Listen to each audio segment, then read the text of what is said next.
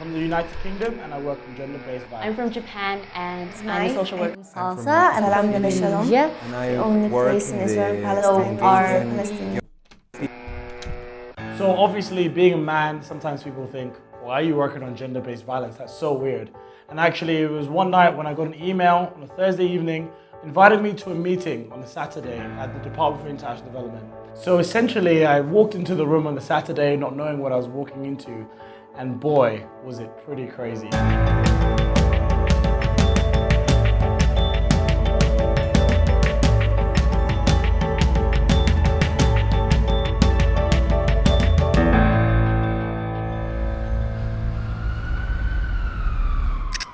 So growing up, we used to visit India a lot as a family, and it was always quite confronting when we arrived because, there'd be kids everywhere begging, there'd be pollution, you'd see corruption and waste, and the poverty was always quite in my face. And then I'd come back to New Zealand and everything seemed so easy, we've all got a great quality of life.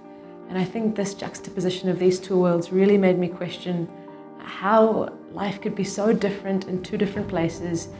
When I was about 12 years old, I watched a documentary with my sister called A Walk to Beautiful, which was about women living in Ethiopia who suffered from a condition called obstetric fistula.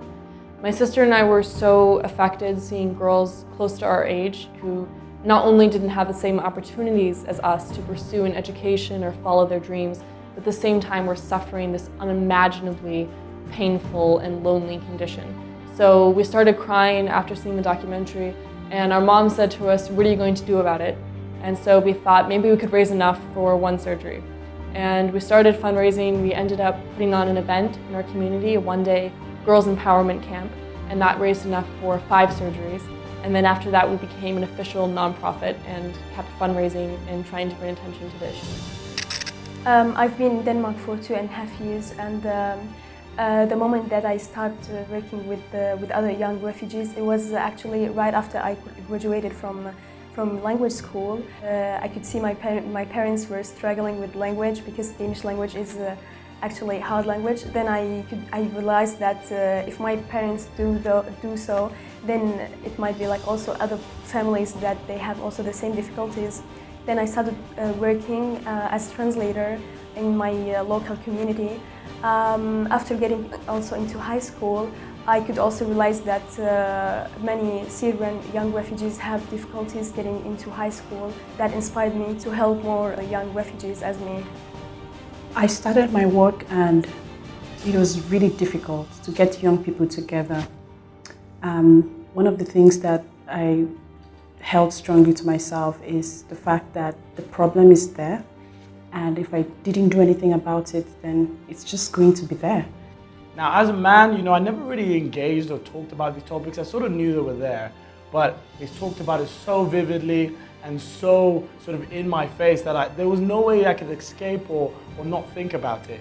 And it was at that moment, the anger, the little bit of tears, and the frustration, that was the point I knew that I had to tackle this, and I had to tackle gender-based violence. So I decided to study social work in university, and it's something that's very tabooed in Japan. With disabilities, or in that field, is very tabooed and not talked about. So my grandparents are almost ashamed about what I am studying. It was very difficult for me to tell them, and it's almost me telling them that I'm not going to go back home if I want to pursue my career. I don't think that there's any difficulties in life. It's more like challenges that you have to overcome, and even I'm a big fan of failing and criticism because I think it's a way to constantly improve yourself and your project. But I'm very passionate about social work studies. I think what I'm doing is going to make a significant change, and I know I have people around me that is going to make the same change with me, and there's a big support around me that I'm working with. Becoming a filmmaker gave me the ability to see our world in a whole new way. I'm using drones to look at the earth from above, and even using macro to get really close to things is a really amazing tool because I can see things that I wouldn't be able to see with my own eyes. So cameras are really a tool to explore the world in a new way, and filmmaking gives me this tool to go out and explore the world around me every day with a new perspective. I realized that there was a big information gap between opportunities that were available and young people who had all it took to take advantage of those opportunities, and that really inspired me to set up an online platform called Opportunity Desk that now connects over 200,000 young people to opportunities for development and for growth. So today we funded over 100 surgeries, and we work in Kenya, Malawi, and Sierra Leone. Some of the impacts that we actually be able to make was at the UN, we were at the Commission on the Status of Women, where we delivered a session on violence against women and girls. I joined the Global Changemakers program. Has been an incredible learning curve of like learning how to fund your own projects, to learning how to work in a team. For me, GCM represents empathy itself. Every time I'm part of one of the conferences, of one of the events that the GCM holds, the feeling of a community that is just ready to listen to you is just overwhelming. Global Changemakers to me means empowerment. Global Changemakers really taught me one thing, which is keep going, don't ever let go. Global Changemakers is one of the best gifts I have ever gotten in my life. Global Changemakers is life-changing. And that's sometimes when I see GCMs, that's kind of what I feel a little bit about the world, that we're in good company, that we're in good hands because we have a generation of people who are willing to change the world for the better.